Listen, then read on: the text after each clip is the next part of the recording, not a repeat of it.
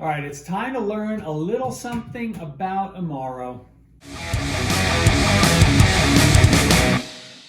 Okay, welcome back to Drinking It In. I am your host, Chris Casara, and we are here to help you know more and drink better. And I am hiding behind a whole bunch of Amaro because we're going to do sort of a master class on Amaro, right?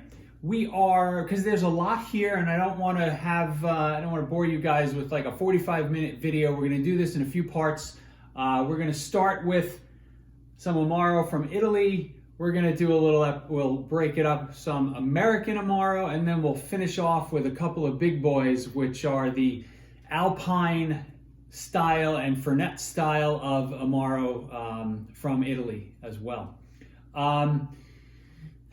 So Amaro is a big category, right? And you notice I didn't point to this Campari bottle at first because although it is an Amaro, I want to keep that separate from tasting these because it's so different in style. So we'll save that for the new year. We'll do a little bit of a bitter aperitivo type of video. We'll get some Aperol, some Campari, and some other ones to compare and contrast. Because let's face it, everybody needs more aperitivo hour in their life.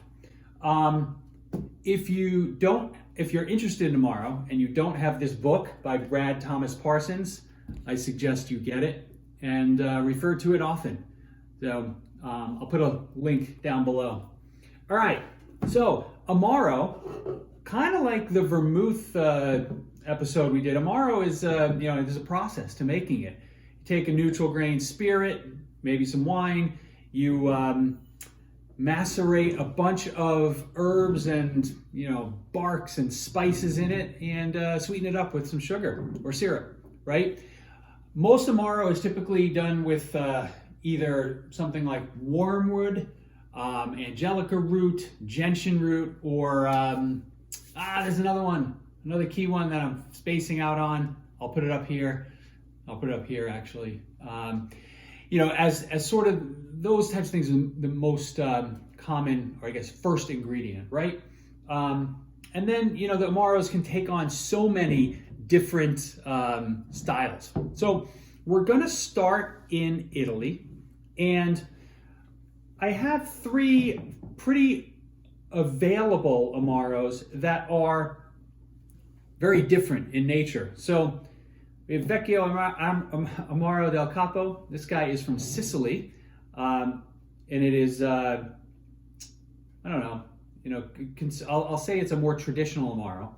This Cynar is, as you can see from the little label, it's got some, an artichoke-based Amaro, and this Amaro Alta Verde is a lighter Alpine style. So while this is Alpine style, this thing is strong. This guy's a little more light on its feet. So let's taste these three and go through part one of this episode, or of this masterclass. I am sorry, I have to use this because if I drink 1, 2, 3, 4, 5, 7 Amaros, over the course of an hour, that's going to be a problem. So we got to monitor the consumption, and everybody should be doing that over the holidays. We're going to start with Vecchio del Capo. So this guy is from Calabria, excuse me, and it tends to come across as spicy, as you would expect some stuff from Calabria to be. But let's just taste it. We'll do a little more description. It's funny, this guy has the same shape almost as a Jägermeister bottle. And technically Jägermeister is an Amaro, obviously from, I think it's Germany. You may not think of it as an Amaro, but it is, right? So let's see what this guy smells like, tastes like, and see who would like something like this. So there is a spicy essence to this. It's herbal and it's cinnamon. There's no other way to describe it.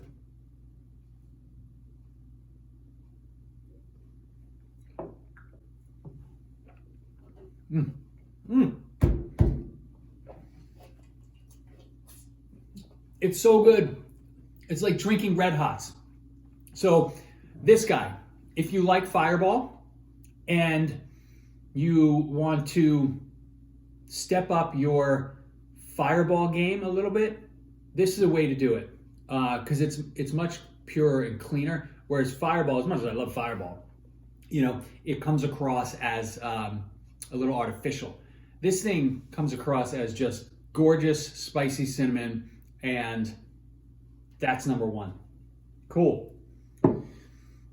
Amaros, they're typically thought of as after dinner drinks, a digestif to sort of settle your stomach. But a lot of these can be had before a meal as a little aperitif. Some of these do very well in cocktails, in particular this Cynar. If you swap out, you replace your vermouth with Cynar, or even break up, do half of what you typically do in a sweet vermouth in a Manhattan with Cynar. Really great. So Cynar, you can smell, this smells bitter. This guy is only 16% alcohol. It's one of the lighter, the lower ABVs that we have on this table. And it's, while the Amaro del Capo was spicy, this guy is, you can tell it's bitter.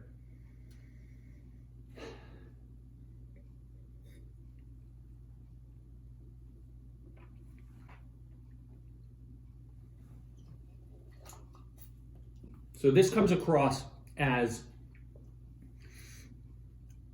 more coffee in nature. Think espresso, think some bitter chocolate. It's very easy to drink, and there's a very bitter edge to it, but it's quite nice to drink. Now I'm thinking back to my intro. I didn't even explain that Amaro means bitter in Italian, or I think it's Amari actually, which is the plural of Amaro, means bitter in Italian. So it does make sense that the drinks, right, that these Amaro, they end up on the bitter side of the scale. If you are talking to me and you say Amaros and you don't say Amari, I'm not going to crucify you for it, right? I won't be that much of a pompous ass. But technically, the plural of Amaro is Amari. Again, beautiful bitter chocolate and coffee notes. Go get some Cynar. Try it on its own, and also in your Manhattans.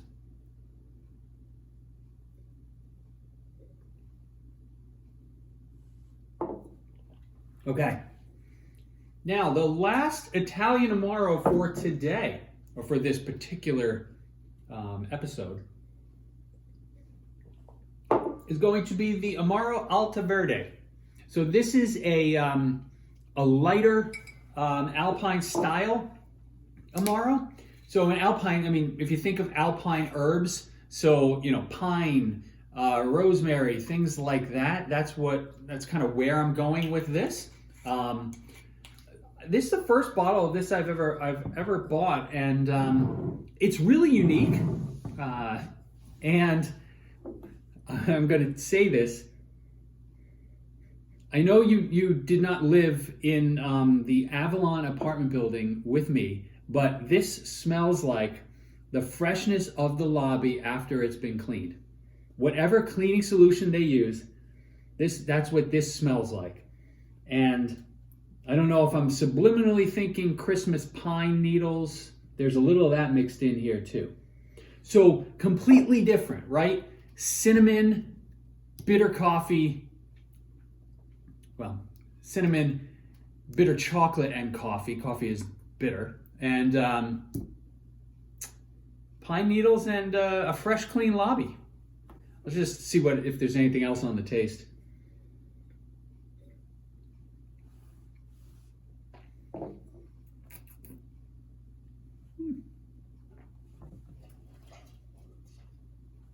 almost get a little citrus in there, which is kind of neat when again, when the herbs are definitely on the forefront, it's definitely bitter.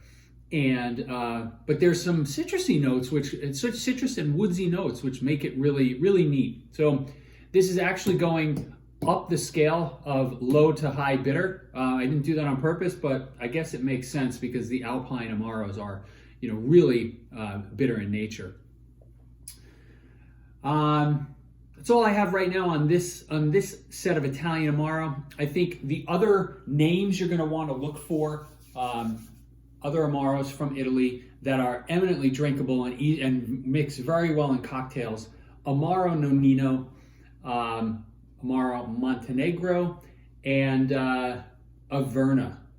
Specifically, those three are probably my three favorites that are not on this table. So keep an eye out for them. I'll put a list of some other favorites down in the show notes so you have some reference material. And I will see you for part 2 of this Amaro Master Class, which will be American Amaro.